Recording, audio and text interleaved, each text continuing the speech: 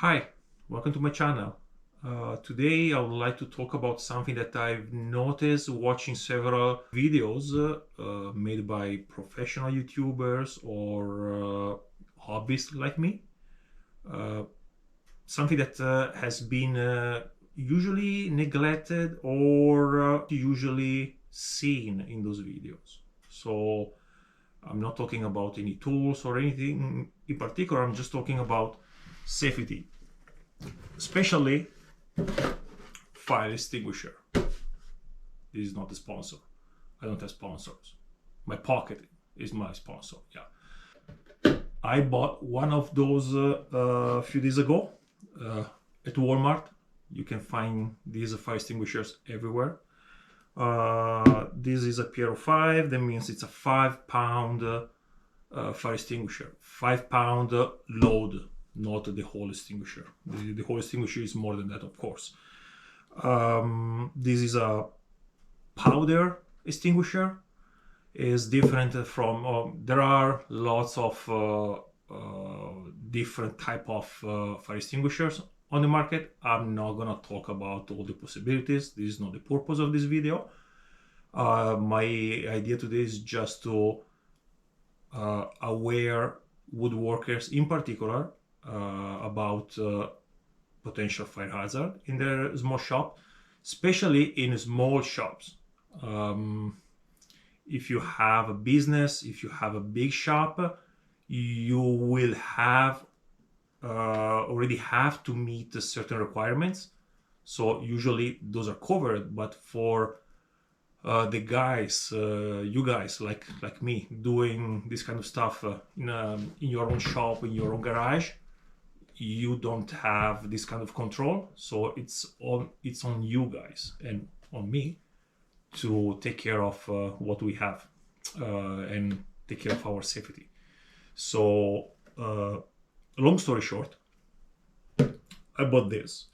There are different sizes, different brand, of course. What I would like to focus is the size of the fire extinguisher. Sometimes you can find these small extinguisher, a pound or less. They are basically honestly useless in a small shop because they are barely enough for something that you may have. They're good enough for some fire that you may have in an office or in a car or camping, things like that. Very small fire. If you guys do woodworking, like I do, and you also have some metalworking combined, sometimes you have sparks, sometimes you have risk. You cut aluminum and you plug, basically you may cut aluminum with like I do with my miter saw, and my miter saw is connected to the dust collector. So that's a kind of I wouldn't say risky business because the load is such a load that it's such a small load that is not going to catch a fire, but the risk is always there.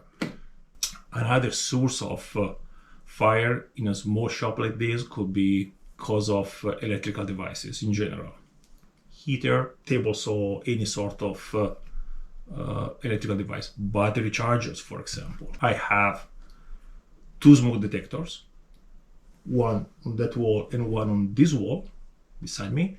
One of them is connected to the fire alarm that I have in the house, and it has a 24/7 contract. I think I paid $20 a month for that. Super handy. As soon as there is the smoke detector on, basically they call immediately in less than 10 seconds to check if everything is okay. Usually it's just the kitchen, when you cook bacon or you burn something in the oven. That's usually the issue, and that's a good thing. You want to have the kind of problems. I have the smoke detectors. However, this is always your first choice in case of fire. You don't want to run away and call the 911. which could be an option, by the way. As you are probably aware, even just Googling, you will find a plethora of fire extinguishers with different size, different powder or gas, whatever. What is important for us doing this kind of risky business is if you are in North America, because European countries or other countries have different standards, but here in North America we have the UL, this one, this number here, okay? This is what you have to follow. So in this case, this fire extinguisher is rated for 3 equivalent gallons of water to extinguish any fire from solids, trash, wood, paper, or 40 equivalent gallons of water to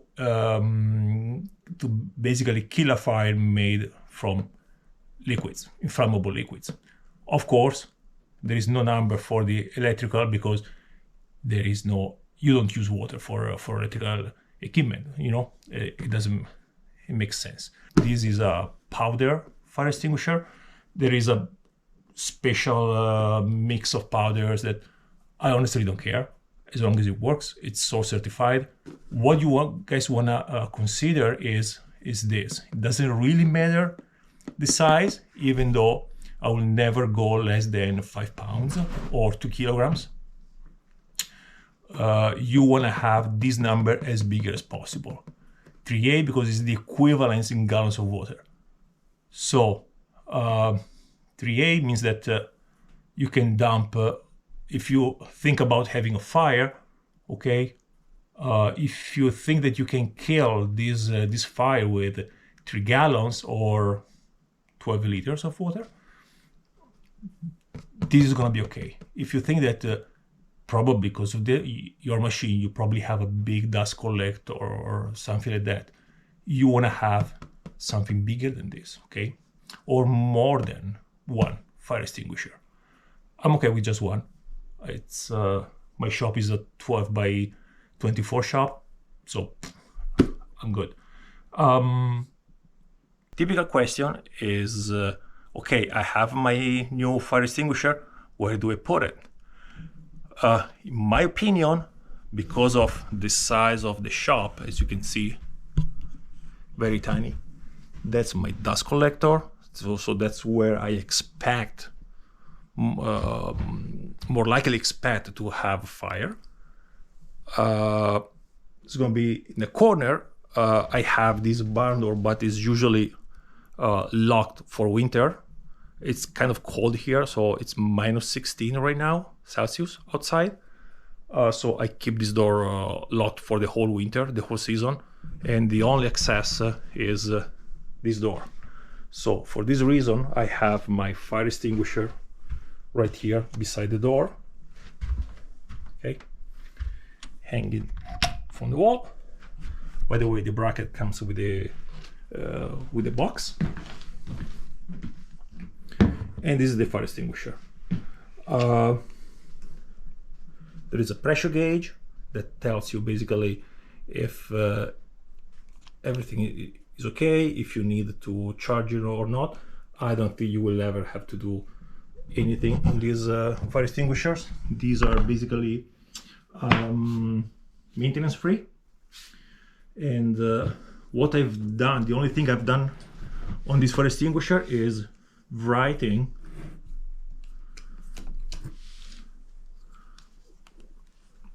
when I bought it and the warranty. This fire extinguisher is guaranteed for 12 years.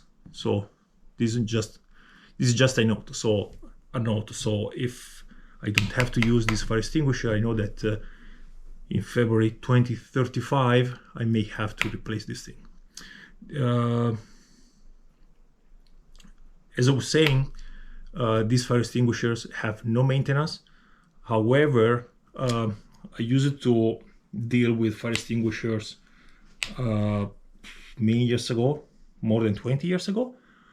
The only thing that you want to do every few months is just shake it, shake the powder, tap it, and doing this. 1, 2, 3. Voila. Be sure that the powder doesn't stick to the bottom. You can hold the fire extinguisher from here. You never want to hold the fire extinguisher from the top handle, because the top handle is the one that engages the fire extinguisher. If for any reason you drop it and the safety pin fall off and you grab it from here, you may start spraying dust everywhere. You don't want to do that. I mean, you can, but honestly, I don't recommend you that. Next, I was saying where to place the fire extinguisher. It has to be close to an accessible point. You don't want to have the fire extinguisher too close to the potential risk of fire. For example, for me, the dust collector, because if there is a fire there is smoke, flames, this thing might be hot. Maybe I may not be able to reach the fire extinguisher to kill the fire. So I want to have something that even if I'm not here, my neighbor can see the smoke or can smell it, so he can walk in and immediately he can see the fire extinguisher to help me out if he wants. I don't think he will ever do anything, but whatever.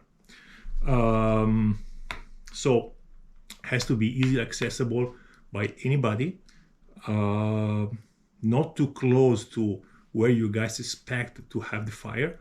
It has to be handy. You know, if you always spend lots of time close to a big machine, like, I don't know, a table saw, place this thing close to a table saw because you're always there. So if you see the fire from somewhere, you know, you have the fire extinguisher close by. But that's up to you guys. It's basically common sense in a small place like this one.